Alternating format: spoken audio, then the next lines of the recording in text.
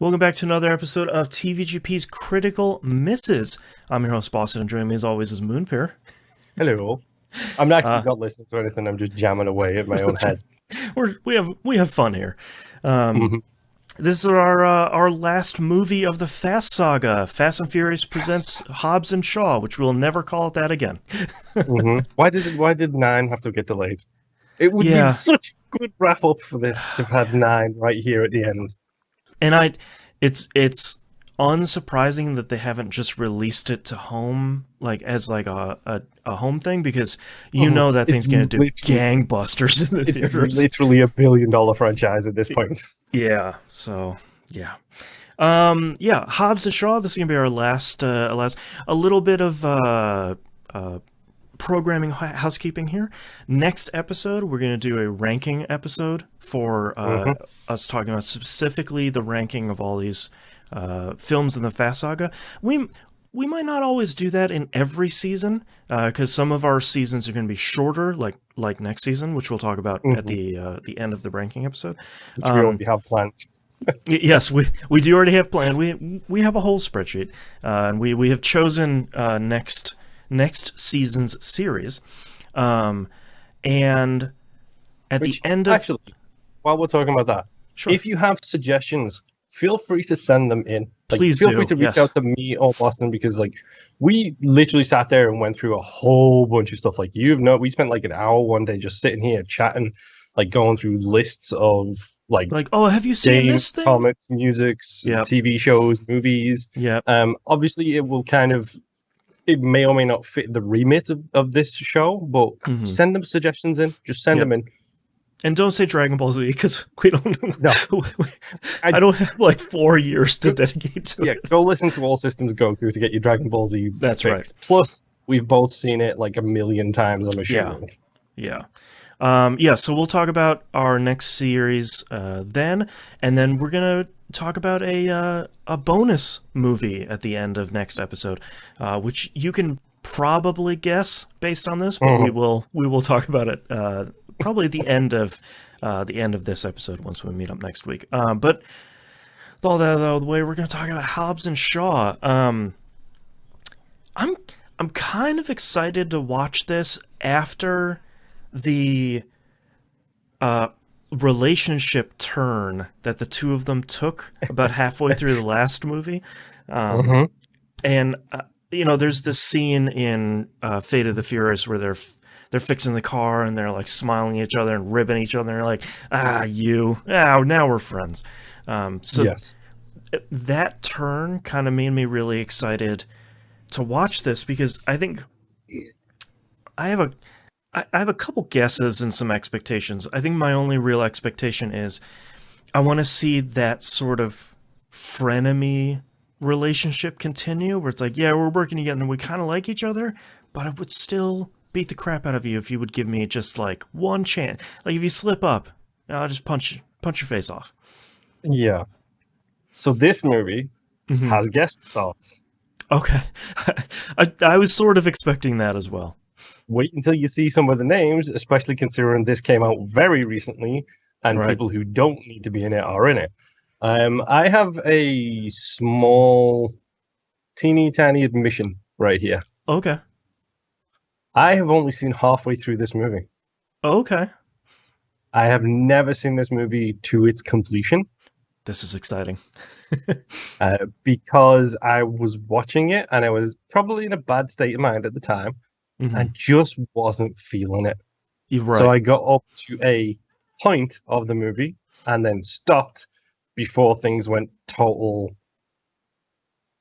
off the charts towards the end. So basically, I have not seen any of the ending action sequences, because let's face it, I'm assuming there's going to be an ending action sequence in this game. Yeah, you were probably halfway through Act 2, so there's probably one large one and then one really big one at the end. Yes, there is some things I know that happen in this movie because of the trailer that I have not seen, including some of those guest stars, which you will completely miss, and I know you will miss how big of a guest star some of these people are, and it's hilarious. Yeah, because I'm a part of what I'm hoping / expecting about this movie is that, and again, I know nothing about it, I hope that they sort of turn the Fast Saga on its head a little bit, whereas like in the Fast Saga after 5, it's been the American government has a skunks work projects for you, and it's sort of like, all right, let's help out, the red, white, and blue. I'm sort of hoping this one is like, hey, British guy, the Queen needs your help this time. Okay. On over to England. It flip reverses it and brings it over to like MI5 needs help rather than the CIA kind of thing. Okay. Right. Interesting. Yeah. Interesting. I will not say nothing, but obviously interesting. That's sort of my hope. Okay, so you don't know any of the actors in this movie at all, other than obviously the two. Right, other than Hobbs and Shaw, yeah. I would hope it would be nice to see Helen Mirren again, because she was probably the cameo star of the last one. But I'm not sure how much she would be in it, if any. It would another like 2 or 3 minutes of Helen Mirren would be just enough again. Where it'd be like, it's my boys. All right. Speaking of, I hope the actor that plays Owen Shaw is back, because man, he's good. He is. He's a good actor. Like, I've liked him in pretty much everything I've seen him in. Even as Dracula, he was incredible. He was Dracula in Dracula Untold, the reboot of the Dark Universe. Right. Oh, there's another one for our list. Yeah, one movie. Way down there. Yeah. So, I'm going to do some minor spoilers here. Okay. Minor spoilers. I'm going to say a name. He is not in it. Before you get excited. Okay. Because we are both super fans of Timothy Oliphant. Oh, Hashtag man. the sexiest man alive. We are all fans. Yes. He is not in it. However, the second most sexy man alive is in this movie. And I will not tell you who that is. Okay. Just know that he's in this movie. And he is... Nice to know Jason Momoa is still getting work in 2019. Dude, he is Aquaman. What are you talking about? Of course he's getting work. Oh, man. Yeah. But yes, Interesting. And maybe that's the thing we'll have to keep a official critical misses list of the sexiest men in Hollywood here as we go on. Yeah. Timothy Oliphant, number 1. Always, of course. The GOAT. Yeah. Especially when he went grey and all of a sudden became that much more dad hot. Yeah. Speaking on Father's Day, he is so dad hot. That's right. Oh, man. I would say like top 5 sexiest men alive is also in this movie. Wow. But he's also sexy for his mouth. Spoiler alert. Hashtag inappropriate. I don't know. I'm kind of... You'll get these jokes when you watch the movie, trust me. Okay. I'll be giggling to myself in bed like, hee, Moon was right. Yes. I don't know. This one's kind of interesting because I feel like if ampersand, if Fast 4 didn't happen, then I feel like this would have been, apologize the pun, the fate of the Fast Saga movies would have sort of been these continual one-offs. So it'd be like, oh, here's these 2 agents that are working together. It just happens to be The Rock and Jason Statham. It's like, okay, it would sure. Progressively more racist as it went along as well, from like Tokyo Drift, Arabian Nights, Miami Summer, that kind of stuff. Yeah, exactly. It'd be like, oh boy, they're still making these. Okay, yikes. Yeah, so that's sort of the harder part for me is I think when you look at the traditional mainline Fast Saga movies, I think it's really easy to start seeing like, all right, so in Fast 9, we'll probably see Cypher and the return of X, Y, and Z, and this story will sort of have some more through lines, like they sort of do, like the first act deals with the last movie's fallout, and then the acts 2 and 3 progress the storyline. And that's what's difficult to predict Hobbs and Shaw as a movie, and sort of makes it exciting, where it's like, all right, if we remove ourselves from the Fast Saga restraints admittedly, there are very few. What do we come up with when you kind of make a larger spin-off like this? And that's exciting. I'm looking forward / not looking forward to the end of this movie because I know a little bit about it.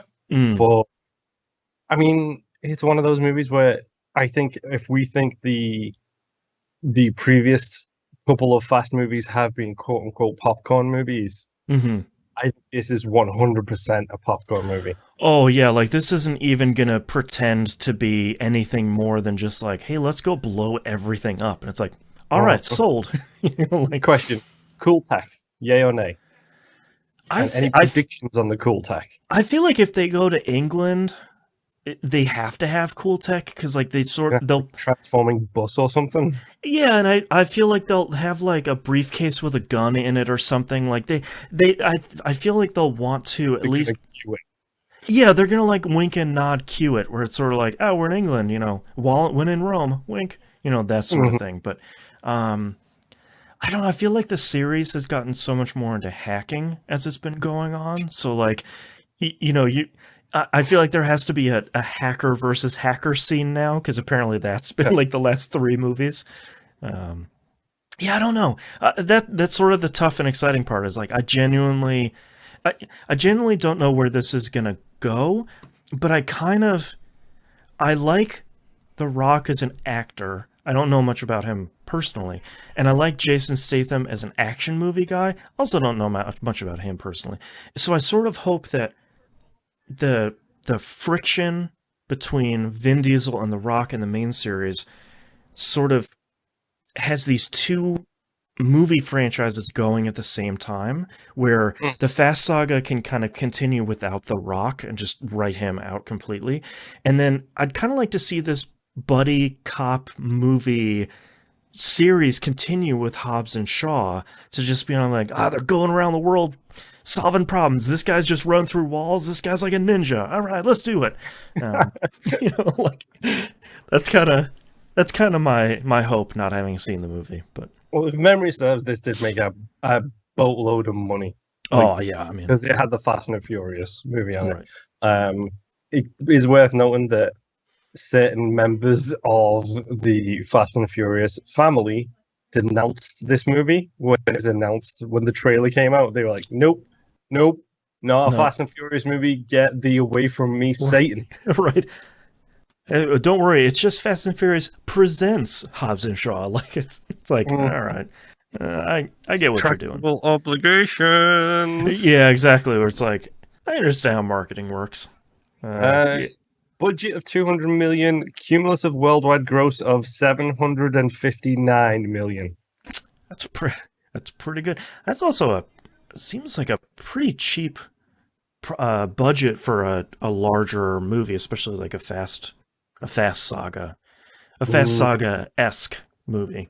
Mm-hmm. Yeah. All right. Well, should we go watch the movie? Yeah, sure. Why not?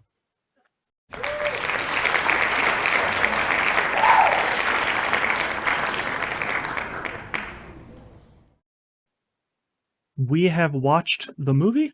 We have returned, cough, cough, a week late. That's my fault. To talk about Fast and Furious Presents Hobbs and Shaw. My new subtitle for this movie is Now with 200% More Swearing. Yep. A lot of 200% is correct, yes. Yeah, obviously not a thing that I have a problem with in movies. It's just sort of like, wow, you guys went all the way for it. And they have a really fun way around. There's always that, I don't know how true it is. There's always that thing about like every PG-13 movie is allowed one F-bomb. One F-word, yeah. And I like that they get around both of them saying it by both of them saying it at the same time. That's pretty good. Yep. I was expecting something different out of the beginning of this movie.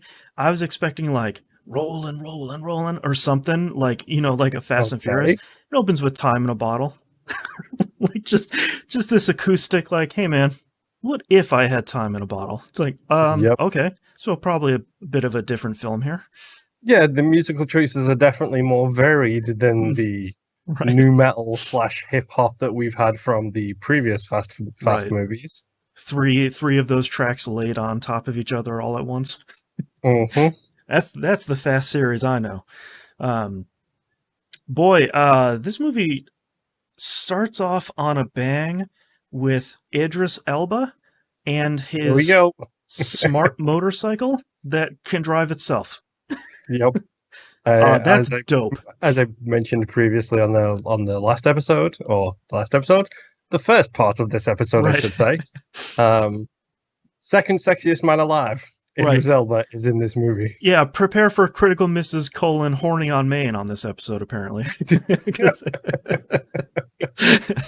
Yes, Idris Elba, total smoke show. 2 thumbs up. Mm-hmm. Keep doing it, Idris Elba. Mm-hmm. Starts off with kind of a great quasi heist where they're stealing something, gets injected into the hand, and then gotta go. Yep, in the lady buggies, and then we get the I'm what you call a champagne problem. Right, that's a good line. No, it's not. No, it's not. There are no good lines in this movie. That's fair. There are no good lines in this movie. There are only good moments. Yes. And Jason Statham. I did like the beginning of this movie where Hobbs is eating in the cafe or the diner with his daughter. Cheat day? Yeah, cheat day. I do like when you get to see Hobbs without his professional persona. It's not the fast talking. It's just like, yeah, here's this dude. Dad. Yeah, he's just being a dad. Like, it's kind of nice seeing him have those walls down a little bit. And who walks into this scene? Ryan Reynolds, who is an actor, I have to say, probably about 80% of the time I really like. This is the other 20%. Oh, you didn't like this version? My problem is, I think Ryan Reynolds, when he's playing this character, is really good in really small doses. A line or two, a throwaway joke, and then get him out of the scene. Like, some of the stuff he's doing later in the movie where, like, it smash cuts back to him in the diner alone. He's like, I think they're closed. Great. Moving on. Like, I think that's a great scene. I like him having the tattoo. I thought that was really good. But, like, I think his part here just goes on a little bit too long. And also, I know that this series is like suspension of disbelief personified, but I find it really hard to swallow that he's like a federal agent. And like, really? I know I'm not supposed to. All of the other federal agents that you've seen in this series, right? You think he's the problematic one? Yeah, a little bit. Yeah. It's just your Ryan Reynolds. What's that word I'm thinking of? Bias coming in. Yeah. So, out of curiosity, did you see the Deadpool movies? No, because I don't like Deadpool. Okay. Yeah. One, you should really watch the Deadpool movies because I am not a fan of Deadpool. I don't like him in the comics. I don't like his whole shtick. Right. Those movies are incredible movies. I mean, Ryan Reynolds is born to play that character, so if I like him, he's done it 3 times now. Right. Well, let's not talk about the first one. Yikes. But we see a little bit of Helen Mirren again. She's back, just like you got your wish. Yeah, thankfully reprising her role as just like the most ill-behaved prisoner ever. There's a really good line of like, when do you get out? And she says 2.5 for good behavior. And he says, so when do you get out? And she goes, 4. Yep. I was like, yep, that's good. And I love the fact that they bring her in full like ankle and wrist chains. Yep. And Jason Statham's like, is that really necessary? Right. The prisoner will get better treatment when the prisoner shows that she can behave herself. Right. And then she escapes from them over their conversation. The big thing you find out here is that the Shaws have a sister, which is apparently the theme of this movie, being, unknown relatives. Yep. I have to say, the thing that surprised me and impressed me the most about kind of the first half of this movie is between we didn't even talk about like the side-by-side stuff they did in the intro, which was largely fine. But the tattoo parlor that Hobbs goes to, and when Shaw goes to Hattie's apartment. The lighting in both of those is really impressive. Like a bunch of stuff that these movies are typically like, oh, we're in a different country. Here's a sepia tone. You know, we're back in LA. Everything looks pretty fine and well lit, except for like nighttime race scenes, of course. But I like that there's a little bit of different like lighting direction in this, and I kind of appreciate that. What do we have? I just have written here, drifting under two 18-wheelers, exclamation mark. Then Idris Elba slides under them. As I have said this whole series, I will never get tired of drifting under 18-wheelers. Then you do it for two of them twice. Love it. 4 times the goodness. Just, by the way, the director of this movie was one of the team of directors who did John Wick. Ah, there we go. Also, Atomic Blonde. Which, if you haven't seen that, that's a really good movie too. Yeah, not yet, but I know that a lot of like the lighting and camera choices in those are kind of maybe bolder than normal action movies. Also, Deadpool 2. Ah, there you go. Tying it all up. I don't, to be honest, I don't have a super ton of notes about this movie, mostly because it's kind of just an action movie with a lot less racing than a lot of the other movies, which is fine and makes sense because it's sort of a spin-off thing, but like there's large swaths of this movie where it's sort of like, yeah, they're doing action stuff, like the government is looking for them because there's Idris Elba controls the media across the world. It's like, okay. Sure, why not? Let's do that. How quickly did you put it together, by the way, that Hattie was the blonde lady from the beginning? The sister? Pretty quickly. I mean, as soon as Helen Mirren says, "Have you talked to your sister?" I was like, "Oh, gee, I wonder who that's going to be." That's the attractive blonde lady. Weird. I wrote here that Statham has a really good Italian joke reference. You mean the Italian Job reference? Yeah, the Italian Job reference. It's Italian joke. Yes. Italian Job reference, which is, I thought really good, because I had totally forgotten he was in that movie, because I unfortunately haven't seen it for a while. Along with Charlize Theron, by the way. Yes, that's true. Yeah. And also, they throw in... it's funny, because I believe they throw in 2 Italian Job references in that sequence, which is the Jason Statham's garage sequence. They throw in that reference where he has the Mini Cooper and references the old movie. He also says, you weren't allowed on that job because we didn't need a weightlifting bus driver. Okay. Which is a reference to the original Italian Job movie from like the 60s. Wow, okay. I didn't catch that one. Interesting. That's a double Italian Job reference right there. Also, fun fact, Charlize Theron is in the Italian Job remake. Right. God, that's a good movie. Man. It's better than people give it credit for. I'll say that much. It's a good action movie. Like, it's solid. I wrote here, airplane scene was a little too long. Yeah, honestly... Okay, so I have issues with this movie. I think... Spoiler alert, all told, it is a perfectly fine piece of, like, popcorn cinema. 100%. It's fine. It's not something truly special. It's not something incredible. It's fine. It's not a guilty pleasure. It's a solid popcorn movie. And my biggest issue with this is, specifically, it's the relationship between Hobbs and Shaw. Yeah. They are just too alpha male at every moment they can possibly be, and the airplane sequence is a perfectly good example of that, of them just trying to out alpha male each other in their own alpha male styles, and then oh boy, Kevin Hart is there. Yeah, and Kevin Hart has Kevin Hart is funny enough. I'm not like the world's biggest fan of his, but he's fine.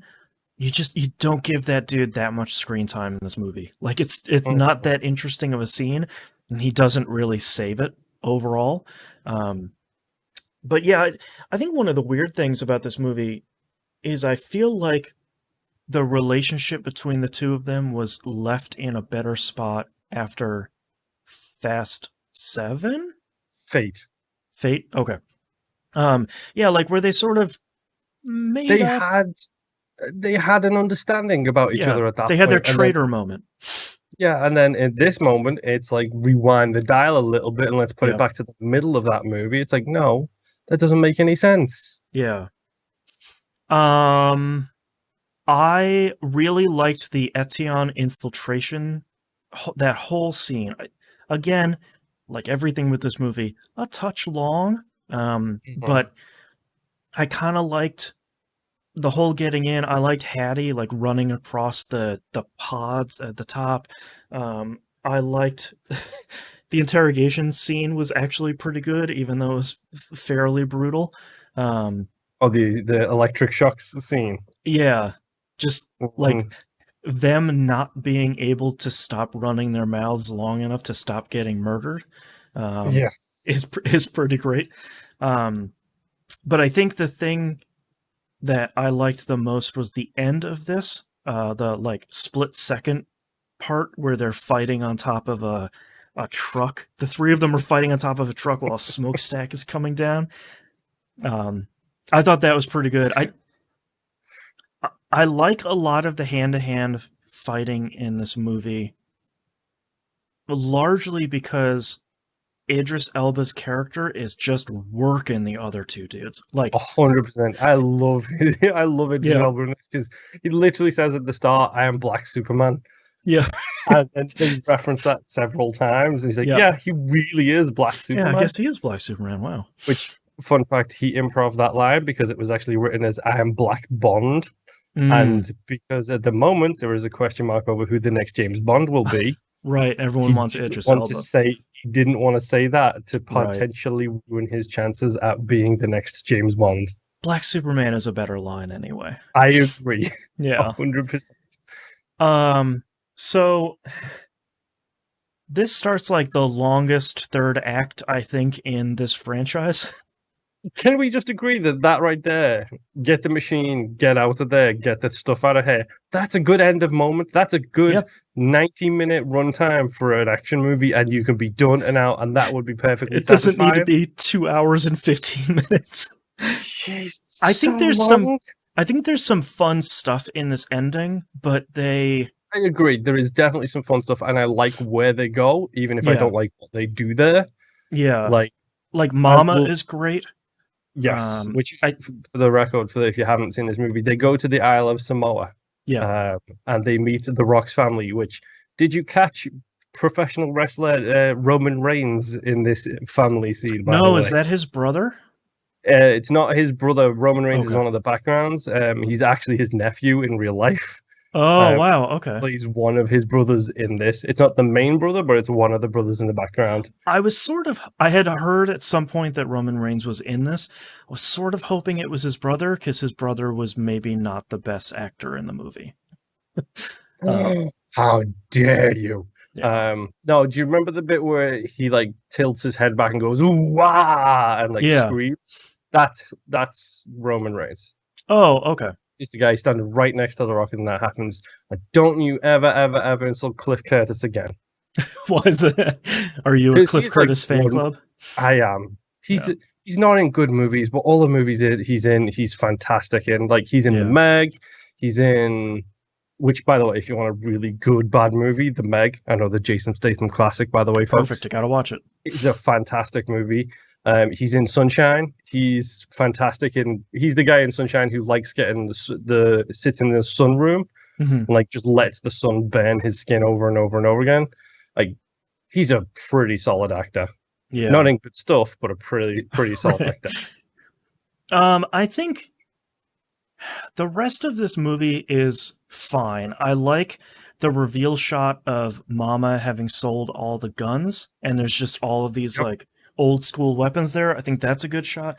I think there's a couple of really good moments in I'm calling it the Return to Jedi trap scenes, because it's a lot of like, take what the Ewoks did in Return of the Jedi, and instead of it being like a log with stakes on it, just put an 18-wheeler. So it's like, hit the stake, and an 18-wheeler just like swings out and knocks a bunch of cars over. Yes, this is missing a bit of good ludicrous, I would say. Yeah. I think the helicopter lasso scene was especially ridiculous in a way that I like. It's sort of That's like the most Fast and Furious scene where it's like, I can't hold it down, Yeah. and then it's just 4 cars all shooting Nas at the same time, No, it's lassoing a not Nos. helicopter. It's not Nos. They don't say Nos. That's They true. say homebrew, Yes. which is or They whatever. say, hit the moonshine. That's the one. Yeah. It's just it's so dumb. I will say again, I don't hate this movie. Like I said, No. I think I said it in part 1. I have seen the first half of this movie. I literally saw the start up to the start of the infiltration sequence, specifically the 2 rooms sequence, right? Which I think is pretty hilarious. By the way, yeah, pretty good. I saw up to that and then stopped.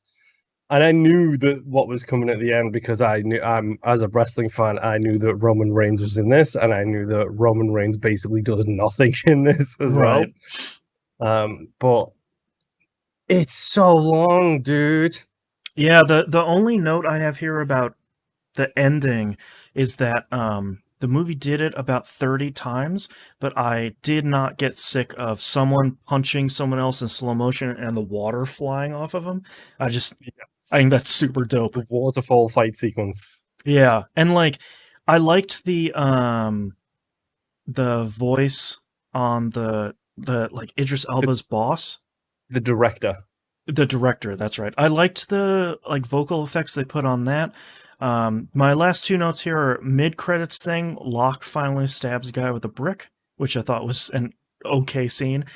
And then the post-credits prank war scene, like the beginning of the prank war, I thought was actually really good.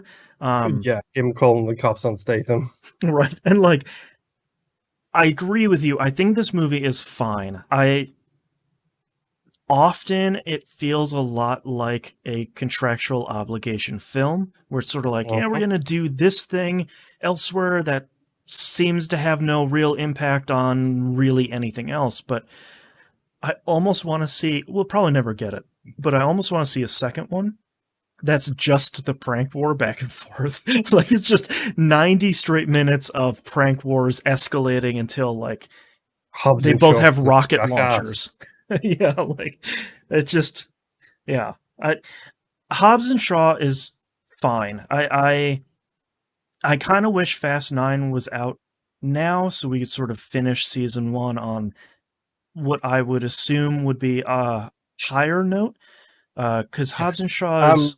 I'm assuming so, because Han comes back. Right. I mean, Hobbs and Shaw is... It's good. It is a solid, but I think it's more like what we've been charting on the Fast Saga throughout this entire season has largely been the metamorphosis of the franchise from Point Break with cars to action movie with cars, especially the last couple of movies. As we've talked about, you can sort of see the equivalent of, here's how you would shoot it with real people, but we're going to shoot it with cars. And yeah, you don't get that in this movie. It's very much, this is a shoot 'em up, punch 'em up sort of popcorn movie by itself, with a little bit of Fast and Furious stuff in the third act, and that's kind of about it. The big thing for me is, like, one of the reasons why the Fast and Furious franchise has endeared itself to me personally is because it takes itself hyper seriously, and then it gives you, the audience, a wink and a nod. Right. But in universe, it's taken hyper seriously. Right. Whereas Hobbs and Shaw feels like it knows 100% that this is all stupid, and it just holds up a sign saying, "Isn't this stupid? Find this entertaining," the whole way through. Yeah. Like, there's only 1 or 2 serious moments in it, and that's the talk about reuniting with the family kind of thing that Hattie and The Rock have towards the final part of the movie. Good scene. It's a good scene, but it's like, where was that 2.5 hours ago when the movie felt like it begun? Right. You know? Even like the serious moment of like, hey, should we kill Hattie? Is sort of like, it's half joking. It's like, that's not maybe like, not the right time. She's in the base, in the machine, about to get everything extracted. and then literally does that whole kills two guys with their own knives using only her feet. And the scientist dude says, that's not possible. And she does like a little, really? Kind of look. Wink. Just to the side of the camera, not into camera, but just to the side of the camera. And you're just like, really? Yeah, you just did that. Yeah. Like, you did, if it didn't have the line, that's not possible, that would be a Fast and the Furious section for me. Like that's a good Fast and Furious moment. But the fact that they throw in the that's not possible line just makes me think, you know that this is stupid and you just keep throwing it in our face. That's right. I don't need to be told this is stupid. I'm watching it. I'm watching a Fast and Furious movie. Like, I know it's some on the spectrum of stupidity. Like, I get it, but you don't have to like wink and look at the camera and be like, eh? Yeah, which is not something that the Fast movies ever do. I mean, Fast 5 has literally got a moment where Vin Diesel starts talking about two precision drivers. That's right. And they are taking it so seriously, and it's so dumb, but they take it seriously. Like, that's the important thing, is they believe in themselves, whereas this is very much a case of, do you like this? Wink, wink. Nudge, nudge. Wasn't that cool? Wink, wink. Nudge, nudge. Yeah. All right, so that's Fast and Furious presents Hobbs and Shaw, and that's the end of season 1 here. So next episode, we're gonna do sort of an ending episode here for season 1. We might not do this for future seasons. This is sort of a special one because it's so long. We're going to have a shorter season next season. We probably won't do it then, but some of the longer ones might need. Come on, we'll do it. It'll just be at the end of the last movie. Yeah, that's fair. That's going to be the difference. Yeah. So next episode, we're going to wrap up season 1, sort of talk about what we thought of the whole franchise, and rank our the movies respectively. Then we're going to announce what season 2 is. Season 2 is going to be a bit of a shorter one, which is much appreciated after 9 movies. And then we're going to watch a bonus movie at the end of that episode. We're not going to do like a pre-movie and post-movie. We're just going to talk about after we watch it. We're going to watch the unofficial Han origin story, Better Luck Tomorrow. And I have heard pretty good things about this, so I'm pretty excited to at least check out what it is. But we're going to talk about that at the end of next episode. So if you're watching along with us at home, go check that out before the next episode airs. And I think that's it for Hobbs and Shaw. So we'll see you next time. Bye. Bye.